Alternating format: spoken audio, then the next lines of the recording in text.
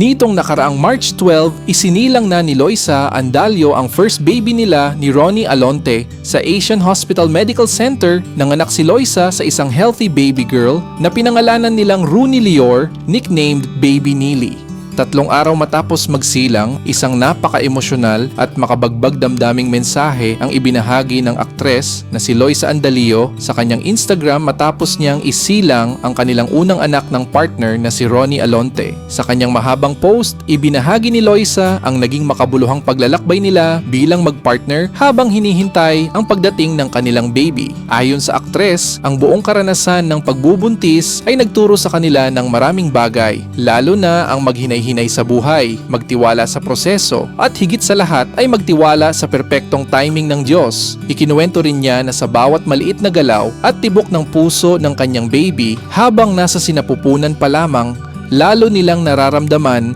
ang excitement at pagmamahal para sa bagong buhay na kanilang sasalubungin.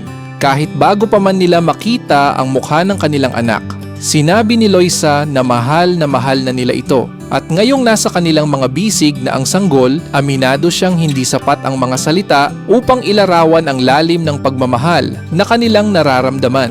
Ayon pa sa aktres, 3 araw pa lamang siyang ina, ngunit ramdam na niya ang napakaraming emosyon mula sa labis na pagmamahal, pasasalamat, paghanga at maging kaunting takot dahil sa laki ng pagmamahal na nararamdaman niya para sa kanyang anak. Dahil dito, nagbigay rin siya ng pagpupugay sa lahat ng mga ina sa buong mundo. Aniya, ngayon ay mas nauunawaan na niya ang lakas, sakripisyo at walang kapantay na pagmamahal na kaakibat ng pagiging isang ina. Nagpasalamat din si Loisa sa kanyang partner na si Ronnie Alonte na naging sandigan niya sa buong proseso ng kanyang pagbubuntis at panganganak. Ayon sa kanya, labis niyang pinahahalagahan ang tiyaga, sakripisyo at pagsusumikap ni Ronnie para sa kanilang pamilya. Dagdag pa niya, ang makita si Ronnie na maging isang ama ay isa sa pinakamagandang bagay na nasaksihan niya sa kanyang buhay. Ipinakilala rin ng couple ang kanilang anak na babae na pinangalanan nilang Rooney Lior na may palayaw na nili. Para kina Loisa at Ronnie, ang kanilang anak ang kanilang pinakamalaking biyaya at sagot sa kanilang mga panalangin. Nangako rin ang dalawa na palalakihin nila ang kanilang anak sa isang tahanang puno ng pagmamahal, pananampalataya at magagandang alaala. Sa pagtatapos ng kanyang mensahe, nagpasalamat si Loisa sa Diyos sa napakagandang biyayang ipinagkatiwala sa kanila.